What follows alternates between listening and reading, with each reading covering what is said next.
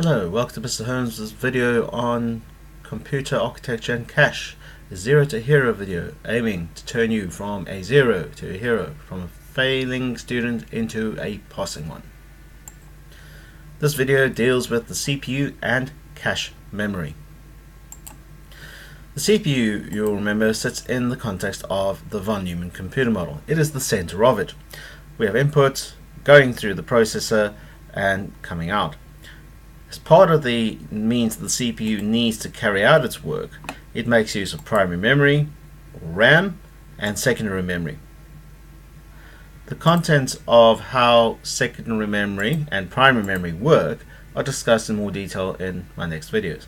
For this video, you need to understand that primary memory, by which we mean, is called RAM, and that it is volatile, which means that when the power is switched off, it loses its contents. You need to understand that secondary memory is non-volatile, meaning when the power is switched off, it retains its memory. So what is the purpose of the CPU within this whole model, von Neumann computer model? It's very simple. The CPU has the job of fetching instructions and data from primary memory. Well, specifically, it has the job of fetching instructions from primary memory, decoding those instructions, executing or carrying out those instructions, and then the cycle is repeated over and over again.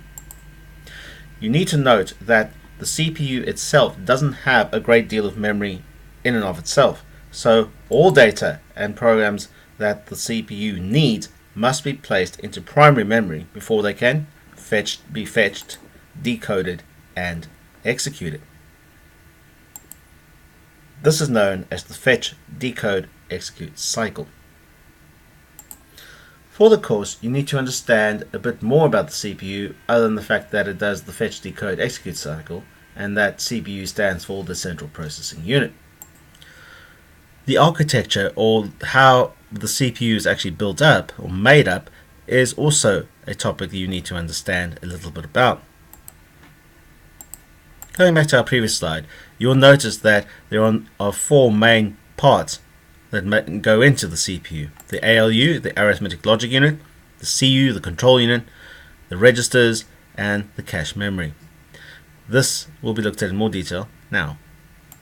So those four components are shown here: the ALU, the arithmetic logic unit, the CU, the control unit, registers, and, while not shown, cache memory would also be sitting within the processor itself. We'll talk about cache memory in more detail in our next slide. You need to understand the two main components, the ALU and the control unit, and what they do. The ALU, or arithmetic logic unit, is responsible for doing arithmetic, which means addition, subtraction, multiplication operations, or logical calculations, which consists of Boolean operations like AND, OR, and NOT. The control unit, or CU, is responsible for carrying out the fetching, decoding of instructions, as well as moving data around the CPU and between, controlling how data and instructions are moved between primary memory, main memory, and the CPU itself. To do this, the control unit needs to have access to a number of specialized registers. We'll talk about these now. Every instruction or piece of data has an address in memory. The control unit has a dedicated register called the PC, or program counter. The program counter stores the address of the next instruction that will be executed. This is where the fetch phase of the fetch, decode, execute cycle begins. The program counter will move the next instruction value that it is storing into what is known as the MAR, or memory address register. The memory address register will use the address bus to look up the instruction that is required. That instruction will be loaded from primary memory through the data bus back into the MDR, or the memory data register. The memory data register will then gate the instruction it has just looked up, which will be in binary code or machine code, and load it into the IR, the instruction register. The control unit will then decode the instruction register, work out exactly what needs to be done and what additional data needs to be fetched in order to carry out the instruction. An additional read to memory to load data from memory might be required at this stage. At some point, it is highly likely some arithmetic process will be required as part of the execution of whatever instruction is being done. To do this, the control unit will make sure that the correct value that needs to have the arithmetic or logic calculation applied to it will be loaded into a special register known as the accumulator or ACC. The accumulator will then be passed through the arithmetic logic unit, and the results will be stored back into the accumulator itself.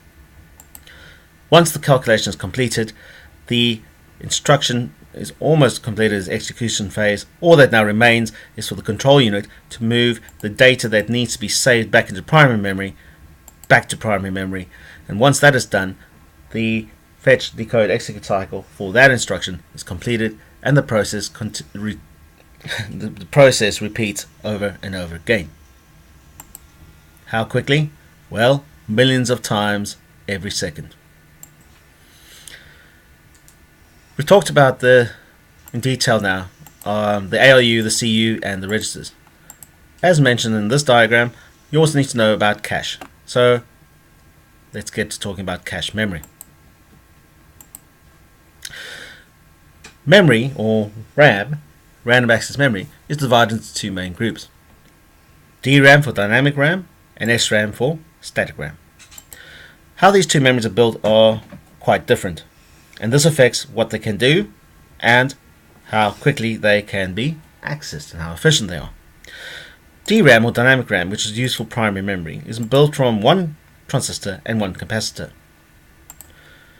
Capacitors do not retain their charge indefinitely, so it means that in order for the memory cell to keep its contents, the memory requires regular refresh cycles. Whenever one of these refresh cycles is taking place, the memory cannot be accessed. This slows processing down. Why is such an inefficient type of memory used? Well, because the circuit construction is very simple, we can pack a great many of these into a very small surface area. It's cheap to construct, and so we can build memories modules in the order of gigabytes very quickly and very easily. Now, there's some obvious drawbacks to this. Namely, whenever there's a refresh cycle, the CPU will be sitting wasting time. So to this end, a much faster type of memory called SRAM, or static RAM, which is built from using 6 transistors, is also being constructed. This requires no refresh cycles. It doesn't need them, because once the memory has been set, as long as power is continually applied to the memory, it will retain its contents. These are low density, and therefore means we can't fit a whole lot of them. They're big. We can't fit a lot onto a small surface area. So the size of SRAM is significantly smaller than DRAM. They're in the order of kilobytes or megabytes. This is also the most expensive type of memory we can construct. Furthermore, there are different types of cache. The type of cache depends on the quality of the SRAM that is used. Larger SRAMs tend to be of a slightly lower quality and therefore much slower. Level 1 cache is built from the most expensive type and the highest quality of SRAM. Level 2 cache is built from a slightly lower quality, less expensive type, but it can store more data. The job of primary memory, RAM, DRAM, is to store all the memory and all the instructions the CPU needs to execute its programs. Since cache is much smaller, it cannot store all the instructions, and so only the most current data and instructions are stored in level 1 and level 2 cache. The concept of latency is quite an important one in this regard. Registers run at a speed, have a latency of about 1 nanosecond. Latency is the time that it takes for one component to get a response from another after the request has been made. So when a request is made to a register, we know that that register will respond within 1 nanosecond. That is 10 to the minus 9 seconds. Cache memory responds roughly in 10 nanoseconds, whereas the slower DRAM primary memory responds in 100 nanoseconds.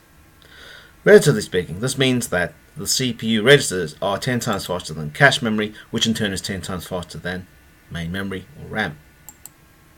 So, knowing and understanding this, we can start beginning to discuss how changing things about a computer system will affect or improve its performance. The clock speed. The clock speed really determines how many instructions are executed by the CPU every second. The faster the clock speed, the more instructions the CPU can carry out in the same amount of time. So, what is the effect of using a processor with a faster clock speed? The answer is more instructions can be carried out per second, so instructions are executed more quickly, which in turn means it allows for more programs to be run at the same time, which in turn means this allows for more complex processes, for example 3D graphics, to be processed in just about normal, almost real time. What is the effect of increasing the cache memory? Well, as we've talked about in great detail, cache is much faster than RAM. So, if you have a bigger cache, it means there's more space for frequently used instructions and data, more storage for very fast access. So the CPU has to spend less time going to the much slower primary memory, meaning faster fetching of instructions, faster processing, faster fetching of data, and an overall faster processing. How does increasing the number of cores? Well, the core is simply a, if you like, CPU within the CPU. Each core has its own ALU, registers, control unit, and cache. A processor with 2 cores can effectively run 2 instruction pipelines at the same time. Notice, however, level 3 cache tends to be shared by a number of cores. So the answer is this. More instructions can be carried out simultaneously. Because you have 2 data paths, there's more than one core that can carry out the instruction. The processor can process more instructions at the same time, which allows for batches of instructions to be executed more quickly, which allows for more programs to be run at the same time. And that's really the more important point. That's where you will notice the performance increase. We are asking the system to do more than one task or process at the same time. More cores means more paths to carry out those instructions. The final section that you need to have an understanding about is that of embedded systems. What on earth is an embedded system? Well, embedded systems are still computer systems, but they've been cut down and made less generalized than a personal computer, a Mac, or a smartphone. Smartphones and generalized computing systems can execute a variety of different tasks by simply running different programs. They don't just do one dedicated thing. Embedded systems, on the other hand, have been designed to do one specific job really well. As such, because they're not designed to do anything else, they don't need the same flexibility and functionality. Things like game machines, game consoles, cameras, handheld game consoles, mobile phones, not smartphones, cars, printers, amusement machines, digital signage like you see in the bus station, broadcasting medical, or any medical equipment, lots of medical equipment, aeroplanes, televisions, set-top boxes, e-book readers, and so on and so forth.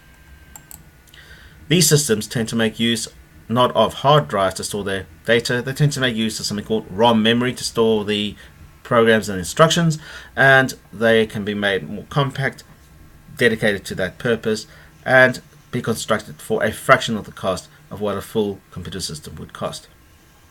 That concludes this video. I hope it has given you a good overview of everything that you need to know and understand. I do recommend that you watch, after you've understood this video, my Cram Notes video, which goes through the syllabus and these topics in far more detail. Thanks for watching. Mr. Holmes signing out.